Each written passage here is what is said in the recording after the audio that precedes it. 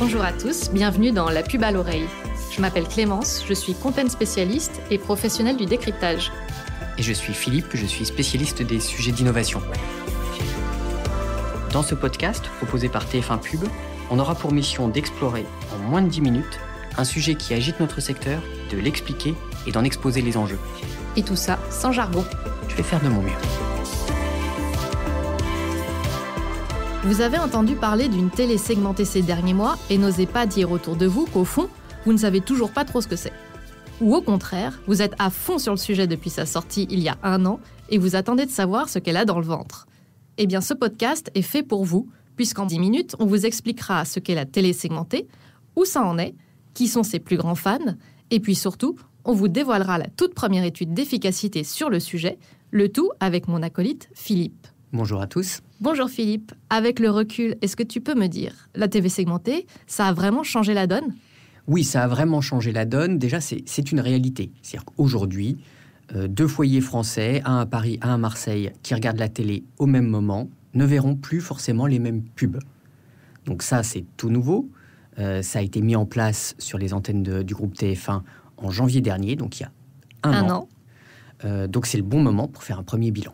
Je rappelle les conditions pour être éligible à la télévision segmentée. Il faut signer. Il faut donner son accord. Son consentement, c'est de la publicité ciblée. Il faut regarder la télévision via sa box. Il faut avoir une box relativement récente. Tout ça, aujourd'hui, début 2022. Ça fait combien de Français ? Ça nous fait un peu plus de 5 millions de foyers, 12 millions de Français qui sont aujourd'hui éligibles à la télévision segmentée. Pour te donner un peu quelques éléments de comparaison, 12 millions de Français, c'est l'équivalent de l'audience, par exemple, d'un site comme Vente Privée en digital, VP, ou de l'équipe dans son cumul applicatif plus site web. Donc, ça commence à être très significatif. Après, j'allais dire, une première année 2021 d'initialisation, là, on rentre dans le sérieux. Dans le sérieux. Et sur cette première année, est-ce qu'il y a eu des courageux ? Est-ce qu'il y a beaucoup d'annonceurs qui ont déjà voulu tester ? Oui, je trouve que ça a été une année très riche, cette année 2021. On a délivré 159 campagnes sur cette année 2021 sur les antennes du groupe TF1. C'est pas encore industriel, mais vraiment on est sorti de la simple expérimentation. Mmh. On s'attendait à avoir beaucoup d'annonceurs locaux, les petits, locaux, régionaux, pour qui ça leur permet d'accéder aux médias télé.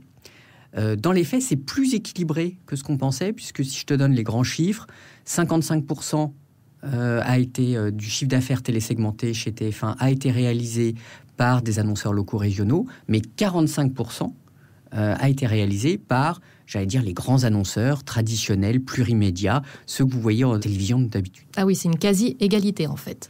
Oui, et ça, c'est la force de la data. Ouais. C'est-à-dire qu'on a beaucoup fait le lien, et c'est normal, entre télévision segmentée et géolocalisation, puisqu'en effet, une des datas disponibles, c'est évidemment où est votre box et de pouvoir cibler sur une zone de chalandise précise.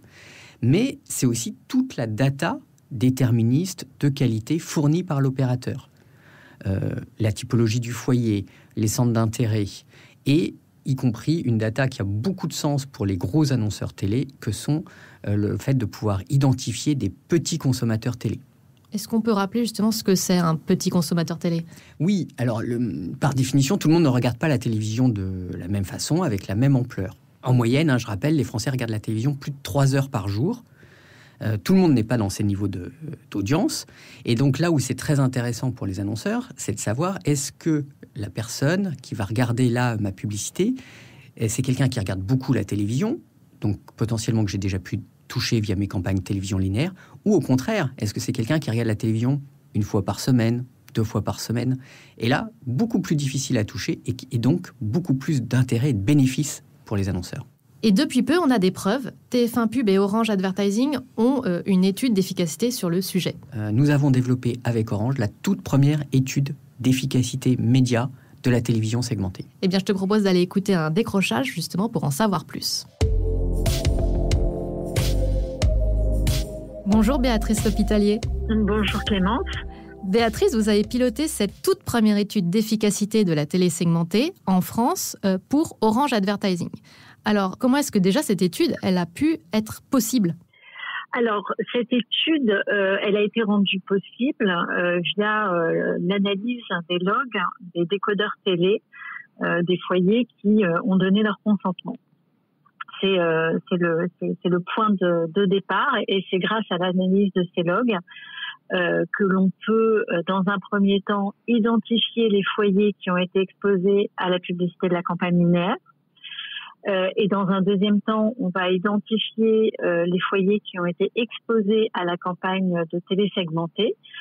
Et ensuite, on fait un travail assez classique en matière d'études. Ce qui était intéressant, c'est que la campagne de télé adressée s'est faite sur un segment d'audience qu'on appelle les petits consommateurs télé. Et alors, quels grands enseignements on peut tirer de toutes ces analyses concernant la télévision segmentée et les campagnes qui sont faites en télé segmentée ?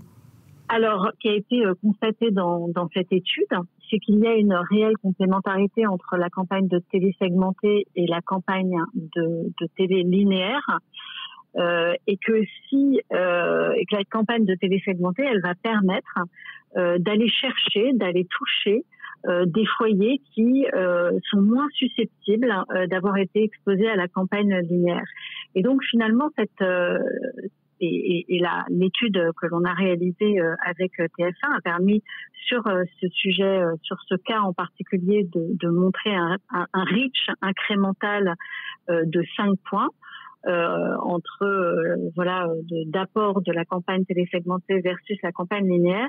Et donc, on voit que la télésegmentée, quand on choisit bien le ciblage, joue pleinement son rôle de complémentarité avec une campagne linéaire. Oui. Et après tous ces mois justement de mise en place, de test and learn, de succès, quel est votre sentiment à vous, Béatrice, et chez Orange aussi, sur justement cette aventure de la télé segmentée et cette année qui va arriver, cette année 2 ? On est très enthousiastes, nous, côté opérateur, parce que déjà, un point extrêmement important a été rempli, on oublie souvent de le dire, mais c'était qu'il fallait que le remplacement des spots se fasse sans couture, c'est-à-dire que ça ne se voit pas par le téléspectateur qui, by the way, est le client aussi d'Orange. Donc ça a été rempli. C'était quand même cette première année, c'était que techniquement tout se passe bien, que côté data on provider les bonnes données aux chaînes télé pour que les ciblages se fassent. Maintenant, on va arriver dans une phase, une deuxième phase qui, j'espère, va être vraiment un décollage et une envie de l'ensemble du marché publicitaire de faire des campagnes de télé adressées, de trouver des combinaisons très pertinentes justement entre le linéaire et l'adressé, de travailler sur des ciblages aussi toujours plus recherchés. Et nous, côté opérateur, ça va être quelque chose d'extrêmement passionnant, d'être à l'écoute du marché pour comprendre vraiment toutes les attentes. Je suis sûre qu'il y en a beaucoup qu'on ne connaît pas encore des annonceurs, et d'essayer d'y répondre avec la donnée opérateur et avec la technologie des opérateurs sur ce sujet de la télé adressée. Merci beaucoup, Béatrice. Merci à vous. Alors, on vient de voir qu'il y avait une première étude. Est-ce qu'il va y en avoir d'autres ? Est-ce qu'on va savoir encore plus si cette télé segmentée, elle est hyper efficace ?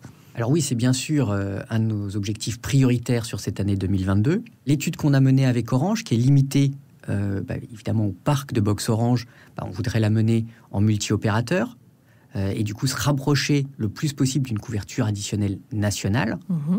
On a également comme objectif de mener des études en mode collectif. Donc là, c'est une initiative qu'on va mener au sein du SNPTV, qui regroupe toutes les régies télé. Oui. On a évidemment d'autres leviers d'efficacité qu'on aimerait tester. Efficacité sur les ventes, typiquement sur ma zone de chalandise, ou efficacité drive to web. Je suis un site web. Est-ce que la télévision segmentée m'a ramené des visites sur mon site ? On a parlé de la France. Est-ce qu'on sait comment ça se passe aussi chez nos voisins européens ? Est-ce qu'ils sont peut-être plus en avance ? Est-ce qu'il y a des choses à en tirer ? On a un pays qui est très très en avance, c'est le UK. Ils ont 7-8 ans d'avance sur nous, puisqu'ils ont lancé la télévision en 2014. Donc forcément, eux ont déjà des études d'efficacité.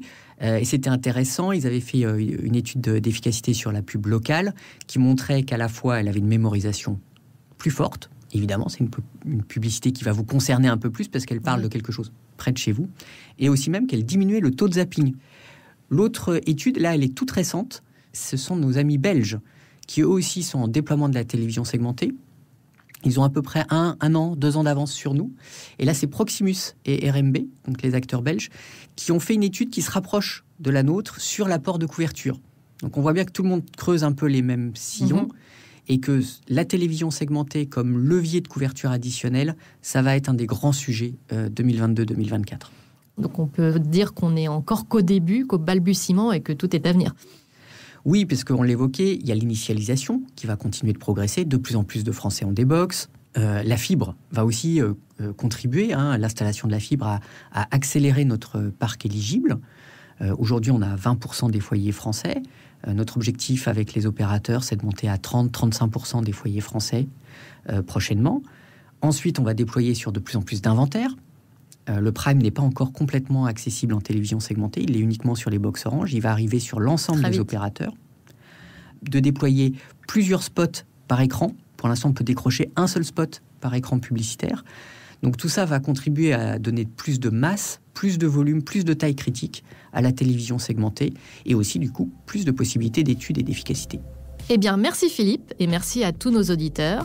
On y voit maintenant vraiment plus clair. Et pour ne pas rater nos prochains épisodes et nos autres éclairages, ça se passe sur votre plateforme de podcast préférée. N'oubliez pas de vous abonner. On espère que ces 10 minutes vous auront bien éclairé et on vous dit à très vite dans La Pub à l'oreille.